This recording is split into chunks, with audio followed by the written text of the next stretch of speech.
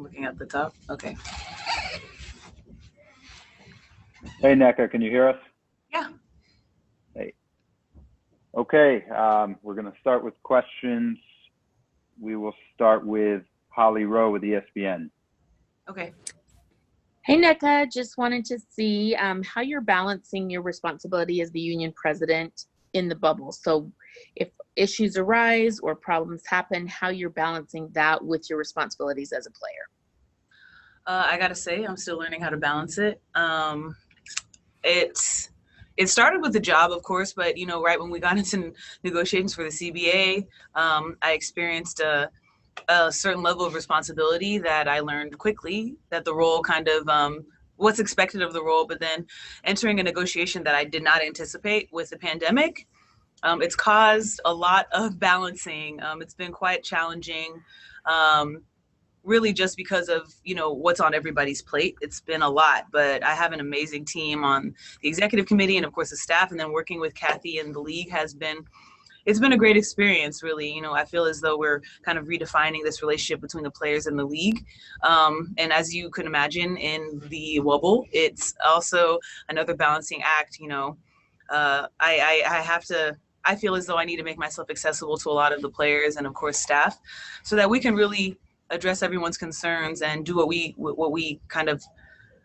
were geared to do in this bubble, what we're so passionate about, both playing and also amplifying our voice. So it's still kind of a work in progress, but I'm very grateful to be holding the role. Thank you. Go to Tukni with the LA Times. Hi, Nneka.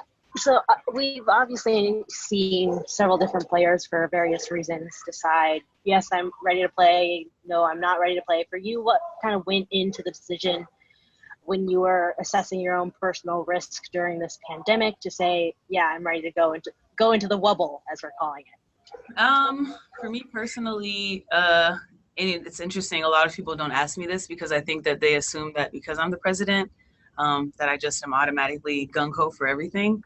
Which is not the case. I think that I had to be more deliberate on how I decided to kind of navigate the negotiations, understand what I was entering with, you know, the situation at hand and the season ahead of us, and kind of assessing my own personal kind of, I guess, priorities, as you can say. And so for me, health was a big one, not just COVID, but also, you know, the circumstances of not playing for 5 months and then entering high performance kind of rigor, you know, quite quickly, given the 5 months that we hadn't been playing. Those were heavy on my mind. And then a non-negotiable for me was speaking out as a player in this world that we experience so much racism and social injustice. So those were kind of the variables that I was considering to make my decision to come and play. And I'm happy to be here.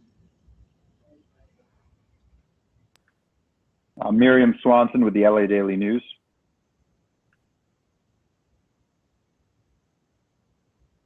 Hey, Nneka, thanks for chatting. So you mentioned sort of making yourself accessible to so many different people. What are some of the issues that have come up that you find yourself dealing with, like when in the last couple of days? Well, you know, as you come in as the union, where it's important for us to ensure that players' rights and, you know, the resources that are guaranteed to them and that are laid out for them is what is happening. And so as people came in, of course, we have so many different variables, whether it's certain players testing positive and then people coming in on different types of flights. And of course, us all entering a space that we've never been in before. You could just get questions, you know, whether it's about food, whether it's about where you're living, lodging, amenities and such. So that was very much what the last 4 days have been for me. Just kind of constantly trying to work through a lot of housekeeping and kinks, because it's new. It's not just new for us, it's also new for IMG. And so everyone is on the same side here. We all want this to go very well. We all want everyone to be safe and healthy. And I try to kind of appease a lot of those concerns and feedback, whether it's from the players, through the players, to the league, to IMG, so that we can really get to solution-based kind of action. And that's kind of what I've been doing. I continue to do so, but it's tapered down as people have settled in. Thank you. We'll go over to Cheryl Coward with Hoopfeed. Hi, Nneka. I know you've been busy, getting there and settling in, but given the social justice initiatives that the league has announced, have you had any time to actually plan some details of what's going to happen in the next few weeks and maybe give us an idea of what they will be in? Are you meeting? Is the social justice committee meeting on a regular basis, and how does that work as far as time management and everything? Yeah, so my first vice pres, Lasia Clarendon, is kind of the head of that. And then, of course, I'm a part of it as well. The Social Justice Council has been chatting and meeting on a regular basis.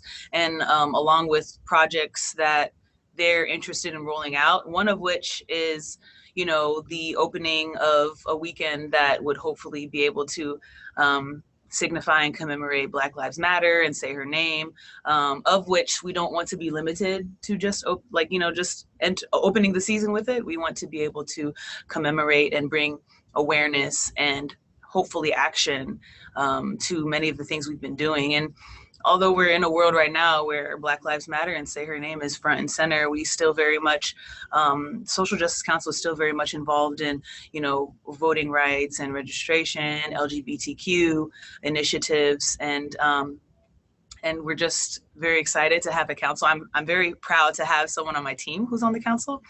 So it's just kind of what we discuss, how we want to be able to implement it, and most certainly also utilizing the resources that we have and our advisors through the process, which would hopefully gain us some long-lasting relationships that can extend past just this season. We'll go over to Ramona Shelburne with ESPN. Hey, Nneka, it's Ramona. How are you? Good, thanks. Hey, thanks. Hey, I was wondering just your reaction, not only as just as an individual, but as the head of the Players Association, to the comments from Senator Kelly Loeffler the other day, and who also is a owner of the Atlanta Dream, and sort of where you stand personally, and also where the Players Association stands on her place in the league after the letter she sent to the WNBA about Black Lives Matter. Well, to be clear, I can only speak on myself. It wouldn't be fair to, or I'm not even sure if it's even in our Constitution for me to be able to represent everybody when it comes to where we stand with that situation. But I mean, all I'd have to say is, if someone believes that and that's not what the league stands for, then you can leave. You don't have to stay. Next, we'll go over to John W. Davis with Winsider. Hi, Nneka. How you doing? Good. How are you? Doing well, thank you. So as you're balancing everything off the court, and we've talked about that, in the past, you've been honored on, for postseason awards in the league, all WNBA, all defense, even MVP in 2016. What would it mean for you to be able to win one of those or multiple of those awards this season with everything that's going on in the bubble? I think Candace said it best earlier this week. This season doesn't have an asterisk next to it. It's an exclamation point. And in a lot of ways, I want a lot of people who follow us and who don't even to understand that, because, we are entertainment in a lot of ways, but, I feel as though the W fans truly value what we do, and the intensity and what it takes and the commitment and the sacrifice that we make. But this, as much as it's been hard for everyone, whether it's personally, financially, emotionally, in so many different ways, we're also the same. COVID shows no discrimination, and the effects of that on our world have certainly shown no discrimination. But at the end of the day, we can be very proud as a league that we still retained our jobs in this situation. There are measures that are being taken to ensure safety protocols, and also that we're women who are getting paid 100% of our salary in an age in which women are the first to get cut. Women are the ones who are disproportionately affected by layoffs and furloughs and such in this world, amongst other things. But if we're speaking solely to the pandemic, that's just kind of how it is. So for me to walk away with anything, most importantly, really just a championship, it's going to be extremely well earned.